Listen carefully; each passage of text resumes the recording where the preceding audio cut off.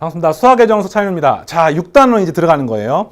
행렬이 무엇이고, 연산, 덧셈, 뺄셈, 실수배, 그 다음에 곱셈을 배웠어. 행렬의 곱셈. 근데 이제 이게 실제로 어디에 사용이 됩니다. 그 사용이 되는데 반드시 알아야 되는 게 역행렬이에요. 6단은 역행렬과 연립1차 방정식이고, 이렇게 됩니다. 역행렬이 있으면 요걸 통해 가지고 연립 1차 방정식의 해를 구하는 사용이 되고요.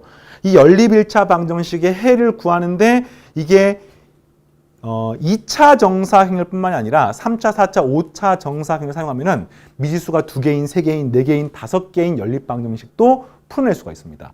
대학 과정에서 가우스 소구법이라고 하는 걸 배우고, 원래 고등 과정에 가우스 소구법이 없거든요. 근데 대학 과정에 가우스 소구법을 배우면서 연립 방정식을 풀 수 있는 방법을 배우는데 정석 교재에 그 내용이 있습니다. 선생님이 가우스 소구법은 따로 시간을 내 가지고 1시간 동안 알려줄 거야. 1시간 아니죠. 한 강의 동안 알려줄 겁니다. 그럼 뒤에 가서 하도록 하고, 일단 오늘은 역행렬만 공략하겠습니다. 알겠죠?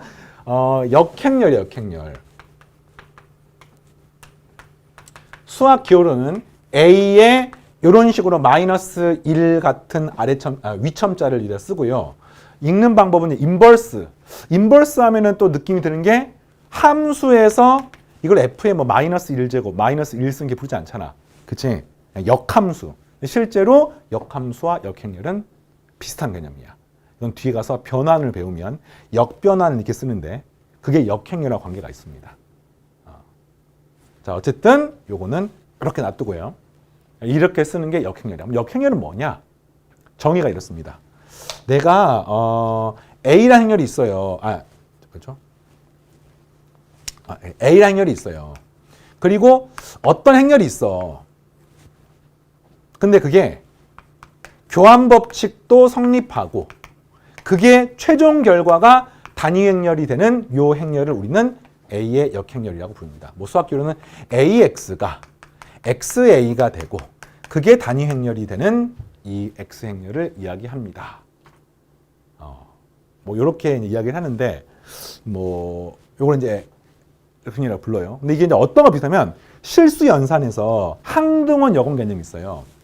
A 곱하기 A 연산, A 컴포지션 뭐 2는 E 컴포지션 A 뭐 요 구하게 되면은 얘가 언제나 A하고 똑같아. 이걸 우리가 항등원이라고 불렀어요. 항등원. 이를 갖다 우리가 항등원이라고 불렀고요. 그 다음에 A 연산 X가 X 연산 A가 되고 얘가 항등원이 되면 우리는 요 X를 이제 역원이라고 불렀거든요. 그래서 실수 연산 체계에서 이런 것들이 있고, 뭐 대학 과정 가면은 이제 필드라고 해가지고 항등원 역원이 성립하고 뭐 자침성이 성립하고 이런 어떤 집합을 이제 뭐 이렇게 체라고 부르는데 그런 게 어쨌든 예전에 교육관에 있었어요. 사라졌습니다. 근데 요게 벡터가 나오건 행렬이 나오건 항상 이것들을 확인하게 되는데 그 과정에서 자연스럽게 등장하는 게 바로 요 행렬의 곱셈에 대해서는 이게 단위 행렬하고 비슷해요. 그지? A2가 A가 A. 그리고 이게 바로 역행렬하고 비슷한 개념이야. AX가 XA 행렬이 단위 행렬이 되는.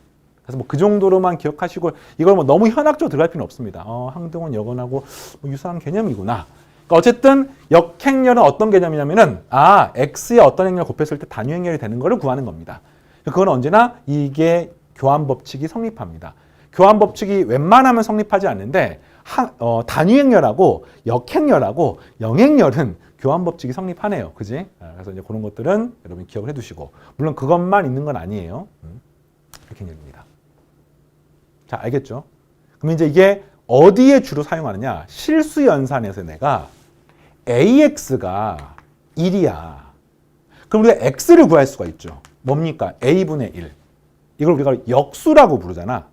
그런 것처럼 행렬도 똑같습니다. 내가 만약에 AX 연산이 단위 행렬이라고 치면은 그때 이 X가 뭡니까? A의 역행렬이라고 했잖아요. 이런 식으로 나중에 방정식을 푸는데 툴이 되는 겁니다. 그러니까 이런 식이 있으면 나중에 내가 이 X를 구할 수가 있는 거예요. 이렇게. X를 구할 수가 있는 겁니다. 그럼 또 이런 거야. A 곱하기 B가 C라고 하는 이런 행렬식이 있습니다. 이걸 통해 내가 B를 구하고 싶어요. 그럼 나중에 됩니다. A 역행렬 C라고 이렇게 씁니다. 이런 식으로 역행렬을 배우고 나면은 내가 구하고 싶은 어떤 곱셈 형태로 표현된 식에서 이것들을 계산을 할 수가 있다는 거야. 마치 우리가 방정식 풀듯이. 행렬이 낯선 형태지만 우리에게 익숙한 실수 체계의 연산들의 구조를 그대로 따라가면서 다른 거는 비교를 하고요. 교환 법칙 같은 경우. 같은 거는 또 그대로 사용을 하면서 수학의 기호들을 확장해 나가는 거죠. 밑도 끝도 없이 새롭게 나오는 게 아니라 관계가 있습니다. 벡터 공부하면서 그런 느낌 들지 않았니? 벡터도 크기와 방향이 있는 양이지만 결국에는 실수 체계 연산하고 유사한 점이 되게 많잖아. 왜? 크기라고 하는 것은 이미 실수체계 연산이니까 방향만 추가가 되는 거니까 아예 이게 엇나가게 만들지 않는다는 뜻인 거야. 알겠습니까? 그래서 이렇게 되고 이제 가장 기본적인 게 2차 정사 행렬이기 때문에 2차 정사 행렬의 역행렬을 공부를 하고요. 3차나 4차도 있습니다. 그러나 3차만 하더라도 몹시 복잡해. 쓰기가 너무 이거 한 페이지 가득 채워야 돼요. 그래서 대학 과정에서도 그걸 외우지는 않습니다. 뭐 외우는 사람도 있어요. 근데 어쨌든 그렇고 2차 정사 행렬은 외우지요. 자, 어떤 행렬 A가 A, B, C, D라고 하면은 이 A의 역행렬은 여기 집어넣는 거야. 이게. 이렇게 하는 거야. 얘를 갖다가 A, B, C, D 여기를 P, Q, R, S 얘는 1, 0, 0, 1 해가지고 곱해가지고 얘가 1, 얘가 0, 얘가 0, 얘가 1 이렇게 해가지고 비교하면 답이 나옵니다. 알겠습니까? 근데 그 과정은 번거로우니까 하진 않겠습니다. 그래서 구해보면은 얘가 AD-BC분의 1에 얘랑 얘는 순서를 바꿉니다. DA. 그 다음에 얘랑 얘랑은 부호를 바꿉니다. 마이너스 B, 마이너스 C. 자, 이런 꼴이 되는 것을 알 수가 있는데 뭐 외우시기 바랍니다. 자, 앞으로 계속 나올 거예요. 2차 정사행렬에서 그럼 이런 거지. 내가 1, 2, 0, 1 이 행렬이 있어요. 역행렬 구하세요. 하면은 얘 역행렬은 AD-BC는 1이니까 1분의 1에 얘는 순서를 바꾸고 순서를 바꾸고 얘는 부호를 바꾸고 이렇게 되는 겁니다. 그래서 검산해봐. 검산 1, 2, 0이라고 1 마이너스 2, 0이라고 진짜 곱하면 단위행렬 되니? 해볼까요? 이렇게 곱하니까 1이고요. 이렇게 곱하니까 마이너스 2에 플러스 2니까 0이 되고요. 이렇게 곱하니까 0이고요. 1이고요. 해서 단위행렬 되는 것을 알 수가 있습니다. 자, 되겠습니까? 역행렬을 구할 수 있다. 자, 그럼 이제 차관사항이 몇 가지가 있죠. 이렇게 되는데 마치 우리가 실수 연산에서 모든 함수가 역함수가 있진 않잖아. 그죠? 그리고 마찬가지로 방정식을 풀 때도 모든 수가 역수가 있지 않습니다. AX는 1을 만족하는 X가 언제나 A분의 1입니까? 아니죠. A가 0이 되면 안 됩니다. 이런 것처럼 이 행렬 연산에도요. 언제나 역행렬이 있지는 않습니다. 뭐 딱 보면 알겠죠. 그렇죠. AD-BC가 0이면 이 경우는 역행렬이 존재하지 않습니다. 얘가 0이 아니면 역행렬은 존재합니다. 이게 되겠습니까? 이건 이렇게 역행렬이 있다 없다를 판단할 수가 있고, 그 다음 이제 이 역행렬의 성질을 좀만 살펴볼게요. 그래서 정석 교재 보면서 같이 순서를 하겠습니다. 정사각 행렬 A에 대하여 정사각 행렬이 아니면은 역행렬을 정의할 수가 없어요. 행렬의 그 행과 열의 숫자가 안 맞지 않기 때문에. 그래서 이거에 대해서 이 X가 존재할 때 이걸 역행렬이라고 하고 A 인버스라고 표시합니다. 알겠죠? 그래서 요거는 뭐 기본적인 그런 내용이고, 그 다음에 얘가 언제나 성립하고요. 계산해 보니까 잠깐만, 요 구하는 과정은 아까 선생님 생략을 한 겁니다. 자, 그리고 문제에서 요거를 푸는 과정이니까 이거 성분을 넣는 거야. A, B, C, D라고 놓고 이거 P, Q, R, S라고 놓고 1, 0, 0, 1로 놓고 이제 푸는 거야.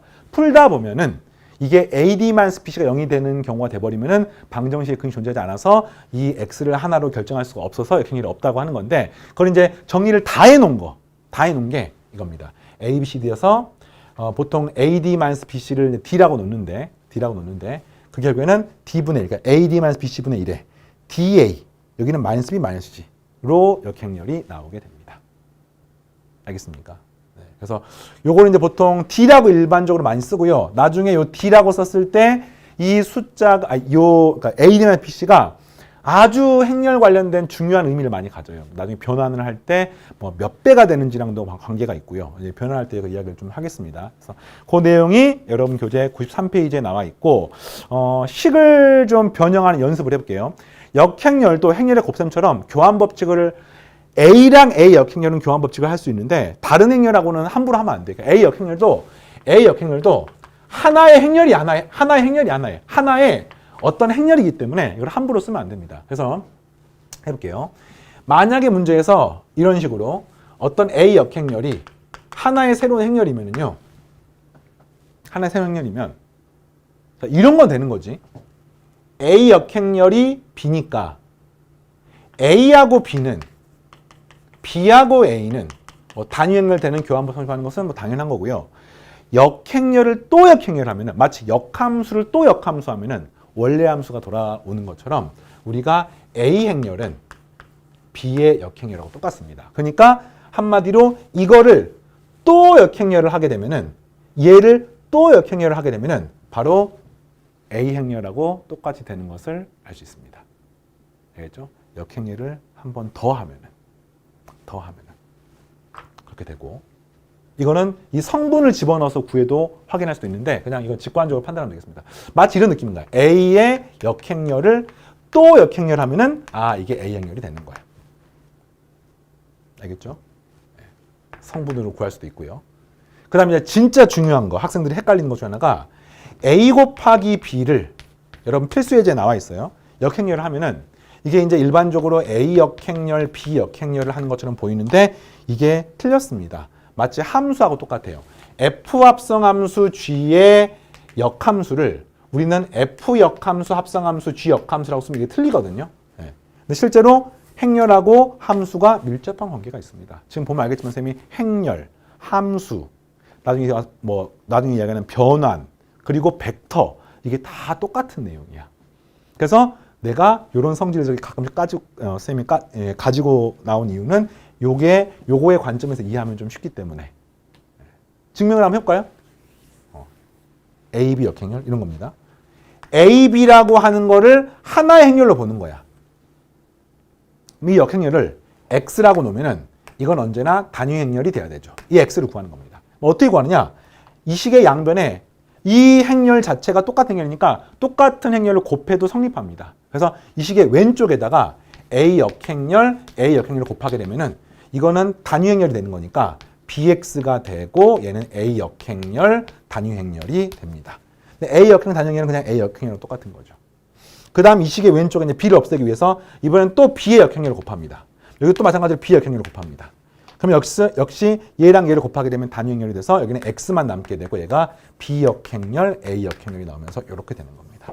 그래서 A, B 행렬의 역행렬은 순서가 바뀌면서 역행렬이 되고, 마치 함수도 얘는 G 역함수, 합성함수, F 역함수가 되는 거랑 같은 개념입니다. 이해되겠니? 이 내용이에요. 그리고 이제 간단한 것들, A 역행렬을 M제곱한 거는 A를 M제곱한 거를 역행렬한 거하고 똑같습니다. 이런 것들 그냥 가볍게 보시고, 3개짜리 A 곱하기 B 곱하기 C를 역행렬한 거는 C 역행렬, B 역행렬, A 역행렬이 되는 겁니다. 그러면 이런 원리랑 똑같습니다. 그래서 이제 오늘 배운 내용은 역행렬이 이런 것이구나.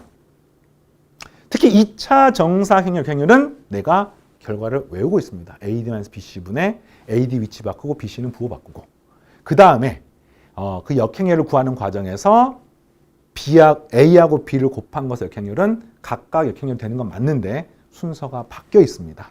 그 이유가 뭐냐고 보면은 이런 원리 때문에 함수에서 F 합성함수 G의 X면은 이거 F 연산을 먼저 하니 G 연산을 먼저 하니? 당연하죠. G를 먼저 연산하는 겁니다. 그러니까 이게 뭐와 똑같아요? F 합성함수 GX이기 때문에 얘를 먼저 구하고 이 결과를 통해서 F를 하고, X로 치면 X가 먼저 G에 의해서 GX가 되고, 그게 다시 F에 의해서 F 합성함수 GX가 되는 거 아닙니까? 근데 행렬도 똑같습니다. 행렬도 내가 만약에 A, B, X를 연산한다고 치면은 이 X에 대해서 B를 먼저 연산하고 그 결과에 대해서 다시 A를 곱해서 연산하는 거랑 비슷한 개념인 거야. 이거는 나중에 변환에 가서 배웁니다. 지금은 그냥 그렇구나. 뭔가 실수 연산하고 행렬이 비슷하긴 하지만 좀 다른 부분들이 있지. 그렇고요. 이게 나중에 이제 방금 설명했던 거 보면 알겠지만 아주 강력하게 A 행렬, X 행렬을 곱한 게 B 행렬이야. 그래서 이 X를 구할 때 A의 역행렬이 사용됩니다. 이 식의 양변에 좌측에 A 역행렬을 곱하게 되면 얘는 A 역행렬이 되고 얘는 A 역행렬 B 이렇게 나오게 되는 겁니다. 그러면서 이제 다음 시간에 배울 방정식을 풀게 됩니다. 방정식을 풀게 돼요. 연립방정식을 푸는데 이 X를 구하고 싶어. 그러면 양변에 A 역행렬만 곱하면은 이 연립방정식의 해인 X를 구할 수가 있는 거야. 만약에 미지수가 10개인 연립방정식이야. 그러면 행렬을 10 by 10, 행이 10개, 열도 10개인 행렬을 취하시고 그 다음 미지수가 10개인 걸 쭉 쓴 다음에 양변의 역행렬을 곱할 수만 있으면 답이 나옵니다. 물론 10 by 10 행렬의 역행렬을 손으로 구하는 것은 거의 불가능에 가깝죠. 뭘 사용하면 될까요? 컴퓨터를 사용하면 됩니다. 그래서 컴퓨터 프로그램, 선생님 대학교 때 C 언어 같은 거 했었거든요. 요즘에도 뭐 C 언어는 기본적으로 하고 뭐 요즘 뭐 많이 하니? 요즘에는 이제 뭐 스마트폰이나 이런 거 프로그래밍 개발할 때 게임 같은 경우는 유니티 같은 거 많이 썼던 걸로 선생님이 알고 있고 뭐 HTML5라는 새로운 기술이 나와가지고 뭐 그런 것들도 쓰고 뭐 하여튼 기술이 막 발전하고 있어요. 근데 그 프로그래밍 하는 과정에서 행렬도 아주 중요하게 많이 사용됩니다. 복잡한 연산들을 어떤 로직에 따라서 쭉 구하면은 복잡해 보이는 것도 컴퓨터로서 간단하게 구할 수가 있고 행렬이 그런 점에서 뭐 아주 중요한 도구 중에 하나가 되는 사례들이 되게 많습니다. 그래서 C 언어 가서 처음 배울 때 행렬 곱셈 연산 같은 거를 하는 거를 프로그래밍 배워요. 선생님도 기억이 납니다. 알겠습니까? 자, 그래서 6단원의 첫 번째 역행렬은 이런 것이다. 공부를 했고요. 이제 다음 시간에 역행렬을 연립방정식에 어떻게 사용하느냐 같이 함께 공부하겠습니다. 되겠습니까? 자, 오늘 여기까지 다음 시간에 계속해서 열심히 행렬 공부하겠습니다. 마치겠습니다.